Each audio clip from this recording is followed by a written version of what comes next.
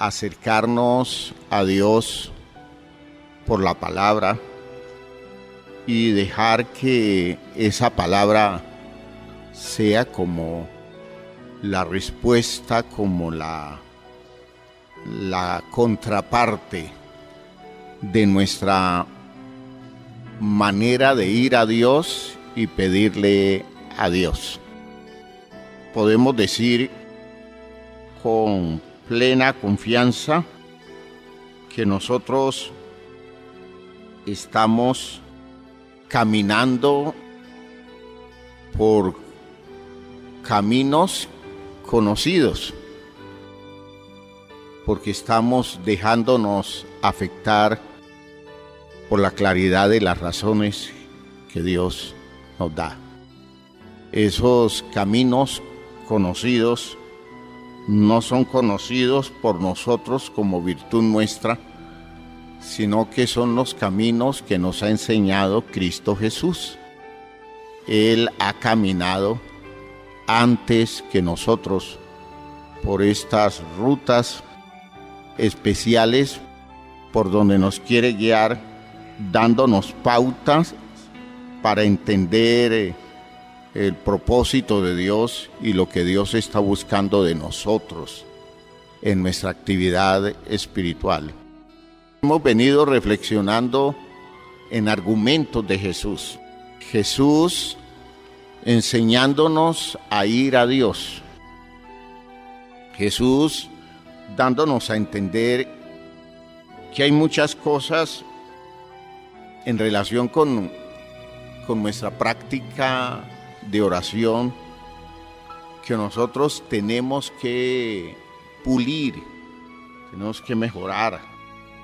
No porque Dios no sea consciente de nuestra necesidad, sino porque de pronto estamos haciendo un trabajo que no nos da fruto porque nosotros no estamos siendo conscientes de la propuesta de Dios, de los intereses de Dios.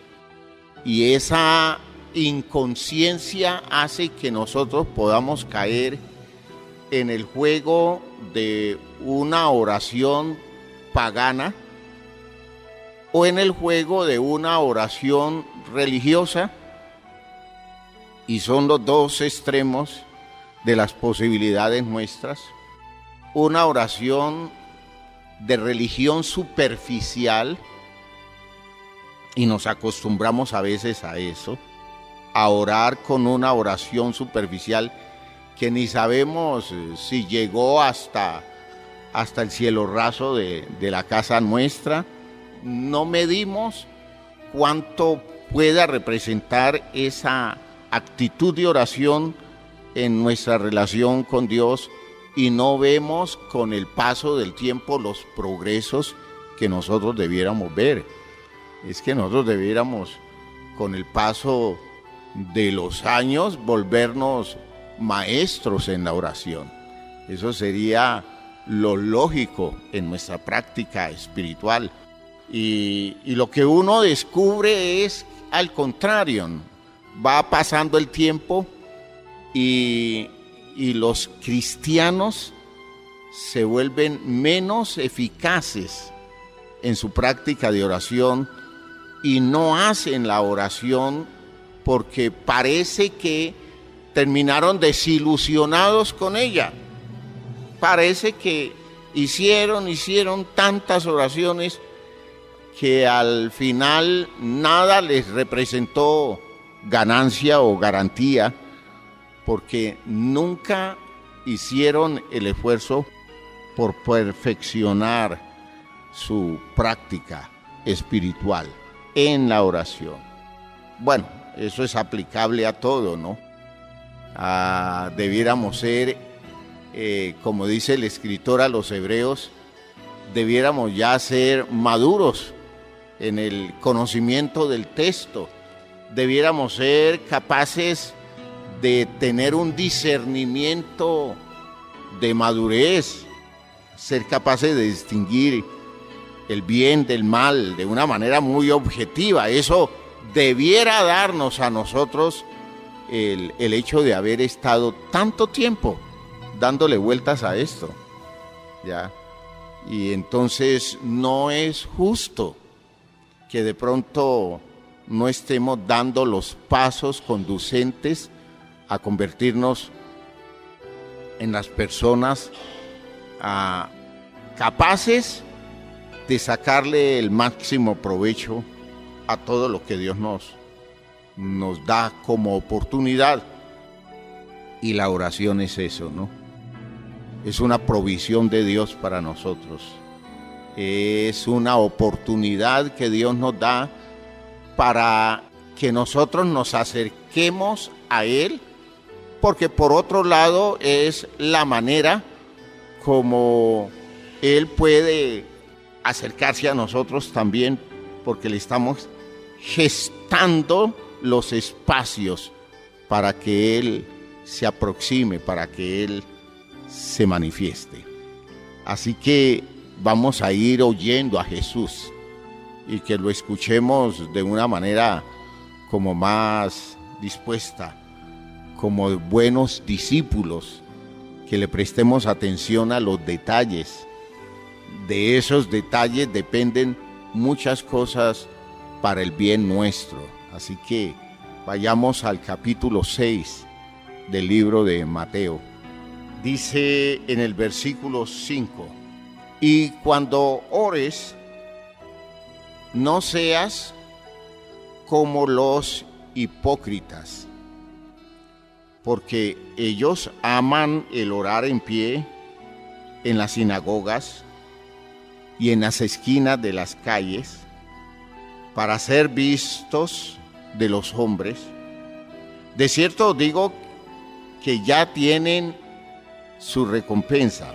Primera cosa, esta es una oración de corte religioso, ¿no?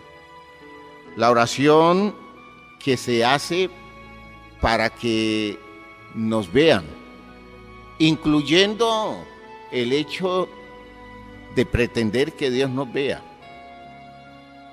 Eso, hermanos míos, se parece mucho a las actitudes de los niños. La actitud ingenua de un niño o de los muchachos, es que no se necesitan que sean niños. El muchacho que está frente al computador y tiene el computador abierto en las redes sociales, está chateando, se supone que se sentó allí para estudiar, porque necesita hacer unas tareas que debe sacarlas de internet. Y entonces coloca el computador en un lugar estratégico, por ejemplo, del cuarto o del lugar donde se encuentra. Y cuando siente la aproximación de alguien, tiene la habilidad para cambiar la pantalla, cambiar al programa del estudio que está haciendo. Al final, él cree que está engañando a todo el mundo y está consiguiendo que lo vean estudiar, y entonces consigue ganarse el aprecio de las personas en cuanto a su disposición de estudiante. Y él no se da cuenta que el engaño es para él mismo, que está perdiendo el tiempo, que está dejando de aprovechar unas horas preciosas y que está tomando la clásica actitud de los mediocres. Y no hay cosa más fea que usted y yo hagamos el camino de los mediocres. Fíjense ustedes que en religión eso sucede.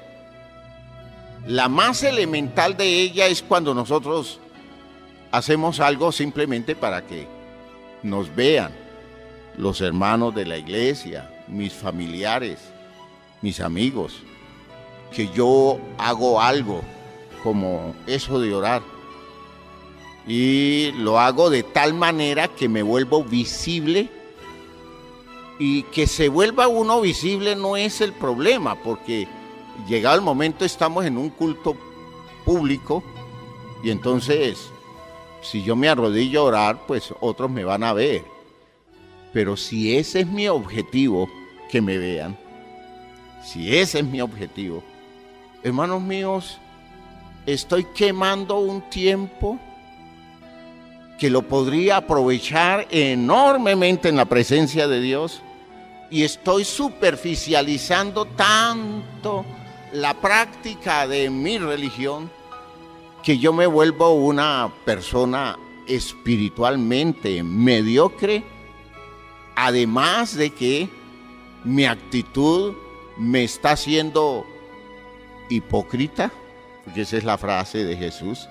Hipócrita, no sean ustedes como los hipócritas que muestran una cosa cuando en la práctica están en otra. Si estoy de rodillas, si me paro a orar, ¿por qué no lo hago? Si es una oportunidad, ¿y por qué no aprendo lo que es orar? ¿Y por qué no lo ejercito? ¿Por qué no convierto ese tiempo en un tiempo de absoluta eficiencia para la vida mía? No, somos niños. Pero fíjese que la niñada más elaborada es eso de hacer algo para que Dios nos vea y creer que con eso va a obtener resultados de parte de Dios, porque lo importante es que Dios me vea de rodillas, lo importante es que Dios me vea con la cabeza agachada. En el caso de Isaías 58, lo importante es que Dios me vea como doblegado, como un junco, en esa apariencia de contrición, porque eso es lo que necesito hacer, porque de esa manera consigo el respaldo de Dios. Yo necesito es el respaldo de Dios. Y hermanos, no es el hecho de que Dios me vea haciendo algo, porque ¿qué me gano yo con que Dios me vea haciendo algo y yo no esté haciendo nada de lo que tengo que hacer para ser visto y ser visto por Dios? Es una visión muy ingenua. Cuando usted ore, trate de sacarle el máximo provecho a ese ir a Dios, porque la virtud de la oración personal es la oportunidad de decirle a Dios algo que solamente Él debe escuchar. Es una oportunidad única. Eso de decirle a Dios lo que solo a Dios yo le digo. Y le hablo con tanta confianza y le digo las cosas tan particulares de mi vida que me voy acostumbrando a soltar mi corazón, a soltar mi vida en la presencia de Él.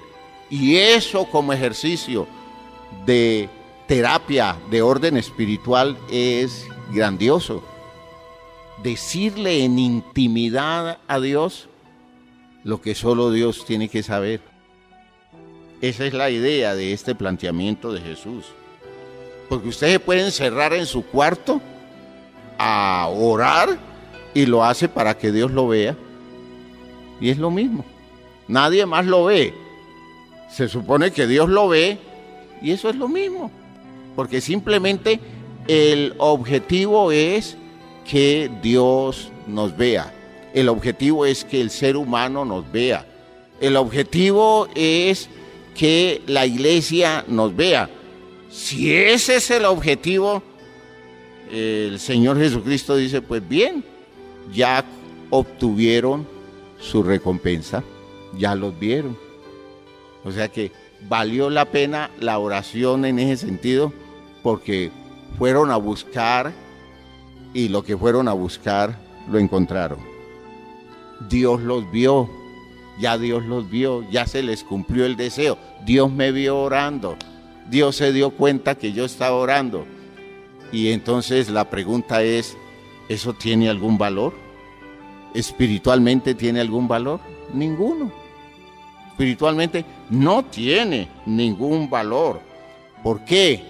Porque la razón de nuestra oración es establecer el contacto, establecer el encuentro, y ese encuentro lo establezco en virtud de mi fe.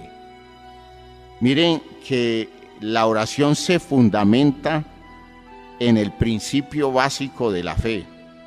En Hebreos, en el capítulo 11, dice, en el versículo 6, pero sin fe es imposible agradar a Dios. Y miren, aplicando a la oración, cómo se plantea. Porque es necesario. Fíjense, miren cómo se usan los términos categóricos. Sin fe es imposible agradar a Dios. Si yo quiero que Dios me vea, ¿qué me gano con que me vea Dios si no se agrada? Debo agradar a Dios. Y dice, sin fe es imposible agradar a Dios, porque es necesario que el que se acerca a Dios crea que le hay. No dice crea que existe, porque esa expresión crea que le hay no habla de existencia simple, sino de presencia, de realidad objetiva de aquello que estoy buscando. Y entonces creo que lo he encontrado. A eso se refiere, ¿no? Cuando dice, crea que le hay. Crea que me encontré con quien estaba buscando. Crea que no perdí mi tiempo. Crea que estoy cara a cara con Él. Y esa era mi gran expectativa, encontrarme con Él. Crea que le hay. Y después, el otro elemento de fe que complementa ese y que es galardonador de los que le buscan. Entonces, yo lo estoy buscando. La fe me dice que me he encontrado con Él. Porque si no lo he encontrado, ¿para qué me engaño? ¿Para qué me engaño? ¿Para qué querer que me vea si yo no lo encuentro? ¿Para qué esperar que Él se dé cuenta si yo no lo encuentro? Si no hago el contacto, si no hago el encuentro real que debo hacer. Entonces, si yo creo que lo encontré, voy a agregarle a esa mi fe básica, que es considerar que cuando estoy de rodillas, me estoy encontrando con Él. ¿Están oyendo bien? Cuando estoy de rodillas, me estoy encontrando con Él. Crea que le hay y es galardonador de los que le buscan. Es decir, nadie que busque a Dios pierde el tiempo. Nadie que busque a Dios se queda sin fruto. Cualquier búsqueda de Dios da resultado. Porque en términos de Isaías, Él está cercano y muy cercano. Según el apóstol Pablo, mucho más cercano de lo que creemos. Porque en Él vivimos, nos movemos y somos. Pero eso debe ser un acto de conciencia. Un acto de conciencia nuestro. Haberlo encontrado. No esperar que me vea, sino encontrarlo para que el solo encuentro ya me dé el fruto del galardón. Porque los que le buscan, y le buscan sinceramente, esa búsqueda ya tiene galardón.